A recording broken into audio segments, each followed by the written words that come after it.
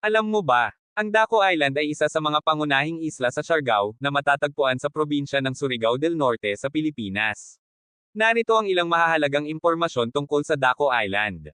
Ang pangalan ng isla, Daco, ay nagmula sa salitang Bisaya na nangangahulugang malaki, dahil ito ang pinakamalaking isla sa tatlong pangunahing isla sa lugar, kasama ang Guyam at Naked Island.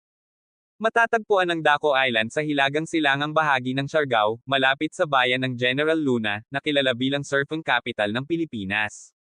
Kilala ang Daco Island sa magaganda at malilinaw na tubig, puting buhangin, at luntiang kapaligiran.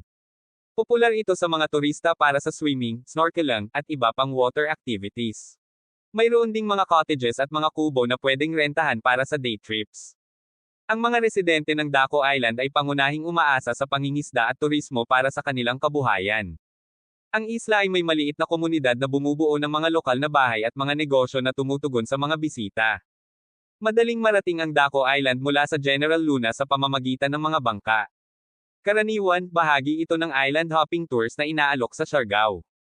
Bukod sa magagandang beach, ang isla ay napapaligiran ng mga coral reefs at marine life, na ginagawa itong perpektong destinasyon para sa diving at snorkeling. Ang mga turista ay maaaring mag-enjoy sa iba't ibang aktibidad gaya ng kayaking, beach volleyball, at picnicking. Marami ring seafood na pwedeng tikman sa isla. Ang Daco Island ay isang perpektong destinasyon para sa mga naghahanap ng tahimik at natural na ganda, malayo sa ingay ng lungsod.